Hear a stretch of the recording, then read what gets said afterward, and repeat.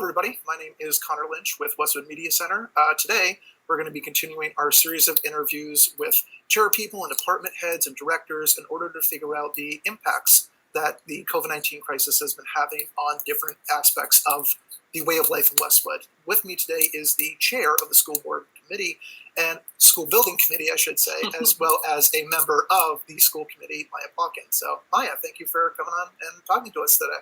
Sure. Thank you for having me. Yeah. First, just want to do kind of a general check-in. How are you holding up amidst going to working from home and all that fun stuff? No, yeah, we're doing okay. I mean, it's sort of Groundhog Day every day, but, the kids are doing their online learning, and we're helping out with that as best we can. Thank you to all the teachers. I can't even imagine what they've been doing. So a lot of hard work there. So thanks. Give a shout out to the teachers in the district.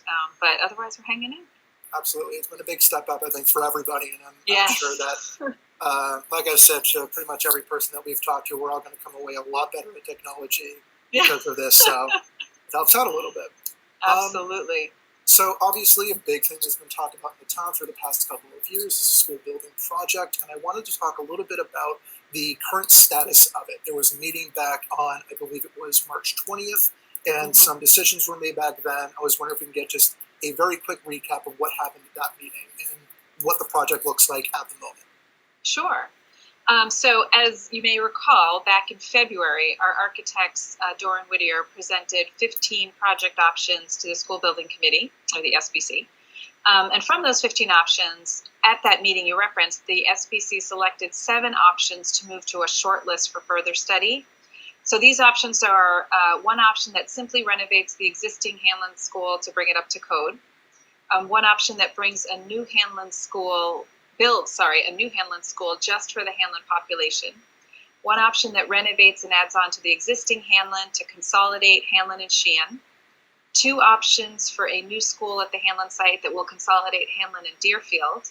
1 option for a new school at the Hanlon site that will consolidate Hanlon and Sheehan. And finally, 1 option for a new school at the Sheehan site that will consolidate Hanlon and Sheehan. So these 7 options were submitted to the Massachusetts School Building Authority last week as part of the preliminary design program. Excellent. So that's all kind of been the standard process. Nothing has really changed because of that.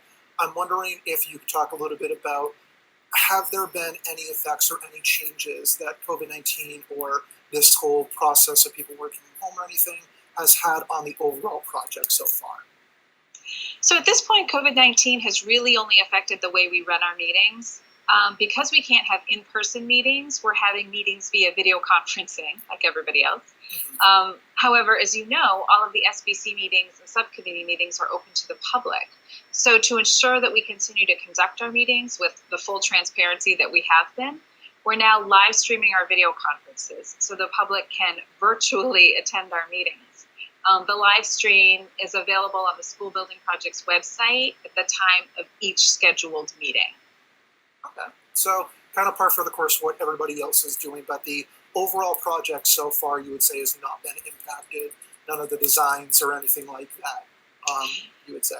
No, and in terms of changes that we anticipate to the project as a result of COVID-19, so we're hopeful that there won't be any changes to the timing of the project. As I just mentioned, we had to change the format of the committee meetings and the subcommittee meetings, and we're giving extra thought to the format of the 2 community forums that we have planned this spring. We want to make sure that the community can not only view the presentations and the information that we're providing, but also be able to ask questions and provide feedback about the presentations. So we're still working on the best tool to use for these community forums, so there's definitely going to be more on that to come. But so far, the architects are moving forward with the designs, and we're moving forward, and the MSBA is also, working remotely but on schedule. So hopefully, as I mentioned, there won't be any changes to the timing of the project. Well, that's pretty good. You mentioned that the architects are still trying to aim for their initial timeframes. So looking into the near future, at least through the next couple of months in 2020, what does that look like? What will people be able to see apart from just these community forums? Yep. So right now, as we mentioned, Dora and Whittier are working hard on further developing those 7 shortlisted options I mentioned earlier. And once they present those developed designs to the SBC is then going to evaluate each of the designs based on a similar set of criteria that we use to evaluate the initial 15 designs. The only difference is that the criteria will be more specific, and we'll have a few additional considerations, like, for example, redistricting will now be a major consideration where it wasn't one in the first round. So, once that evaluation is complete on June 12th, the SBC will vote to choose one option to be the final project to move forward. Excellent. So by the end of June, we should know what the SBC wants to put forward, and then that faces a future town meeting vote, or that's just presented to the MSBA for approval. What happens with that final vote? So that's submitted to the MSBA in June, and the MSBA board will vote on it in August. But we've been in contact with the MSBA, so we don't anticipate any surprises with that vote.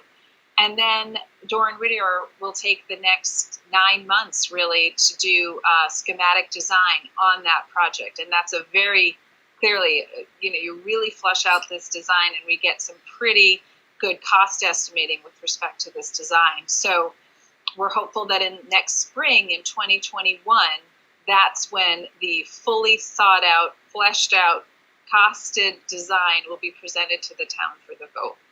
Excellent. So my final question for you is asking, obviously, in the uncertain times and everything like that, you mentioned that these virtual meetings are the best way for people to be informed about what's going on. But if someone can't make the meeting, or if someone wants to have the most digestible information, what's the best way for residents to be informed about what's going on with the project? So the best place to find information about the project continues to be the school building project website. You can access that through the Westwood Public School website. And this website contains the minutes from all of the SBC meetings and subcommittee meetings. It has all of the community presentations that we've done to date, videos of those. It has a frequently asked questions section. It has a place to submit questions to the SBC. It has basically all of the information related to the project. So that's definitely the best place to get all of the information. And also, as I mentioned, we do have 2 community forums coming up. So on April 30th, we'll have a community presentation to discuss the redistricting report that the SBC commissioned. So this forum is simply to focus on redistricting.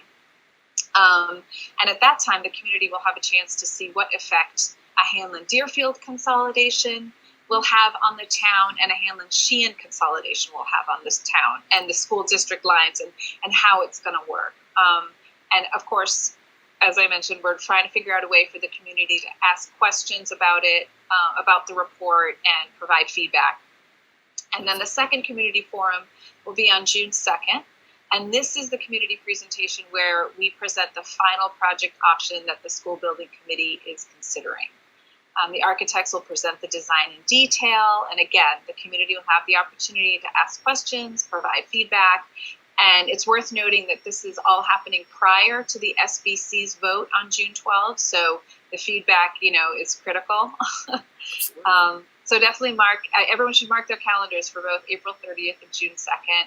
And we'll provide more information regarding the format when we get closer to the dates. Absolutely. And Westwood Media Center, obviously, will try to push out that information as much as possible to get as much community engagement as we can, because this is a huge project and there's a lot of people who really want to have their voices heard about this. So I think it's very important for April 30th and June 2nd for people to get we're relying on you guys. You guys have been an amazing partner throughout this whole process. And now more than ever, we need you. Yeah, absolutely. Well, we fully intend to be there. Those are all the questions that I had. We went over a lot. I'm not sure if there's anything that we missed or anything we want to end on in terms of information we didn't talk about today. I think that's it. If there are any questions that anyone ever has at any time, just, again, go to the school building project website and submit them. And we try to answer questions as soon as we can when they come in. So anything at all, just email us and we'll get back to you. Excellent. Well, Maya, seriously, I want to thank you for taking the time out and talking with us. And we hope to see you very soon. Great. Thanks again for having me. Thank you. Take care.